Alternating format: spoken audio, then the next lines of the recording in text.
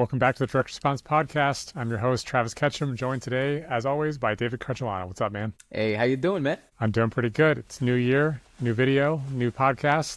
Nothing like a new pod to get you on the right foot. So let's talk about what we're here for today, which is, all about that email game, of course. But let's talk about an interesting concept that I think is probably pretty underutilized by a lot of senders. I don't know if you'd agree with that statement, but that is personalization in the subject line. Is that something you do much? I know you've done a fair amount of, list management over your tenure. Do you personalize the subject lines much?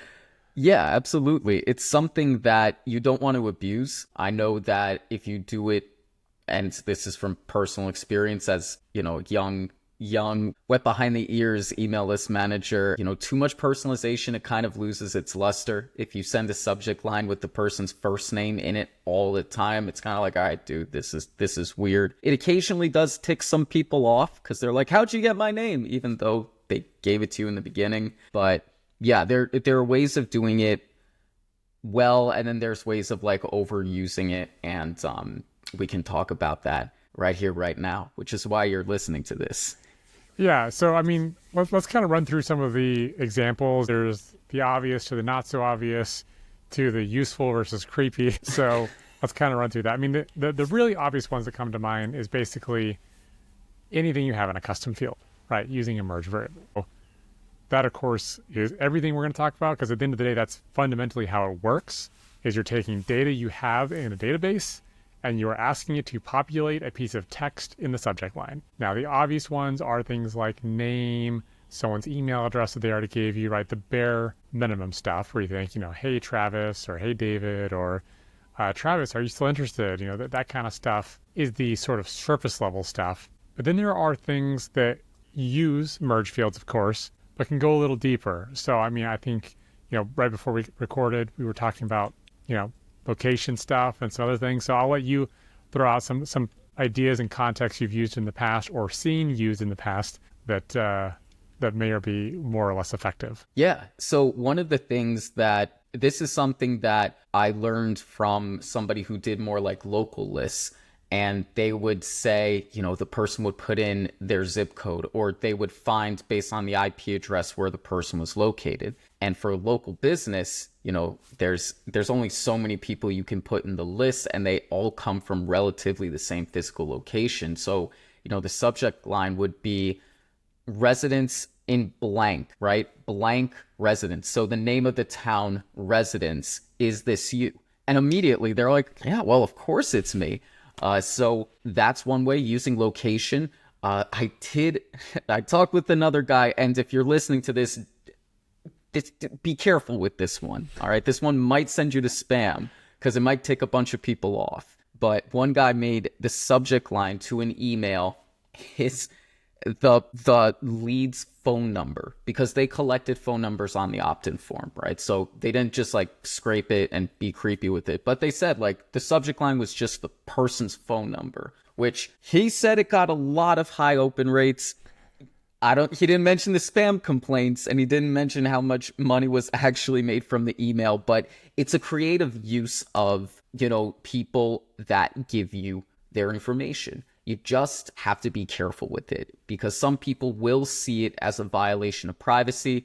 I call it opt-in amnesia, where people forget that they signed up for your email list. They'll forget what name they gave you, like first name, last name. They'll forget if they gave you their phone number, and sometimes they'll reply and say, you're a terrible, evil human being that stole my information.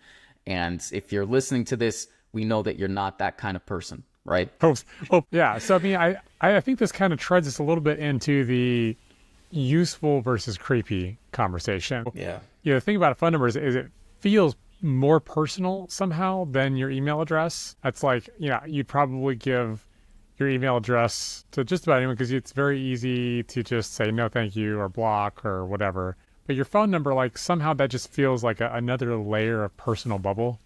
And so someone knowing that number, even if they aren't texting you on it, somehow feels more intimate, at least to me. I don't know if you would agree with that.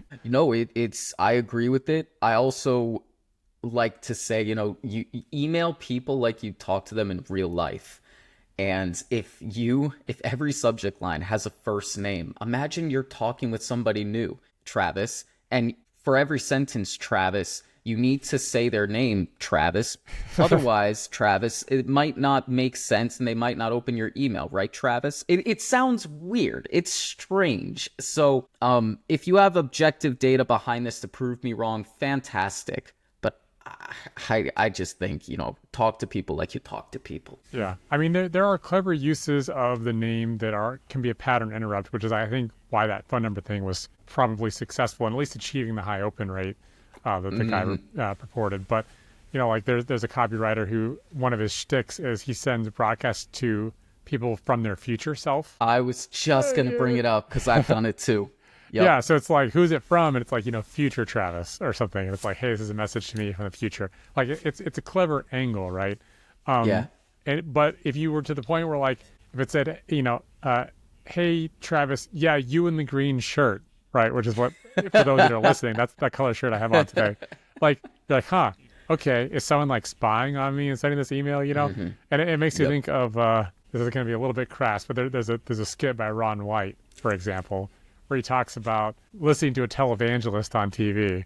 And it's like, have you, wasted half your life chasing women and liquor? Yeah. And then he goes, are you naked on a beanbag chair eating Cheetos? He's like, man, this guy's good. And my point is like, you can be humorous about it, but being like too specific, like oddly specific, can creep people out. Now, conversely, depending on what you have on them, you can really understand their pain. So an example there is if on an entry form, like let's say you help businesses get out of the spam folder or whatever, right? And if maybe on the opt-in form, maybe you have a drop-down with some pre-selected pain points that they can self-identify with, right? And so then your subject line could say, Travis, are you still insert pain point that they gave you on the opt-in form as maybe the third or fourth email in the sequence after they opted in, and they think, yeah, I am. Oh, wait. Oh, I did give that to them. It's recent enough that I remember that I gave it to them. But now if they understand that about me, they're doing something cool here. So maybe they have an answer that is specifically tailored to me. It's kind of like when you're watching, streaming TV and it's like, do you want to have the ads tailored to you or do you just want ads? You're going to get them no matter what, but they might as well be relevant, right? Like, Right. Yeah. So it's really, and I think that sums it up, that the reason you get personalized ads is because you are giving data, even though, you're paying Netflix and they're giving you TV, but you're also giving them your watching habits. You're giving them the genres that you like. You're giving them data. You're feeding the algorithm, which is why they're able to personalize things. So regardless if you're a small, medium-sized, large enterprise business owner, you are collecting data from your customers. And some of you might just be collecting an email address. Like, I get it, for big newsletters, you really don't need to collect people's names. It's always a bonus. But if you are, the more data you collect, the more you can personalize things and hopefully not freak people out. Yeah. So when you're writing your next subject line, I think the main takeaway is there something creative you can do that's not borderline psychopathic, saying someone's name every 3 seconds, isn't, weirdly specific in some other way, but actually shows that you understand where they're at in their journey, that you are writing to them as a human, not just to a number on an Excel sheet. And those kind of takes, in my opinion, are the most successful, the least creepy, and the most useful overall. Would you agree with that summary? Absolutely. Cool.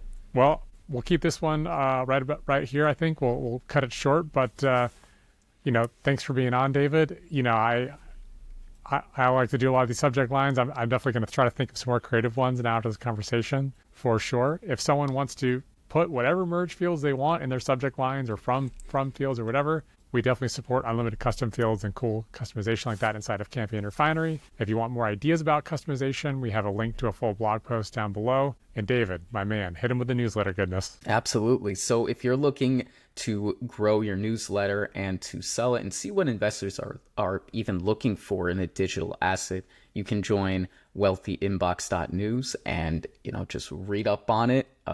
there is a $9.97 course. I'm just kidding. It's free. Just read up, take a look at it, and hopefully you enjoy it. Cool. All right. Talk soon.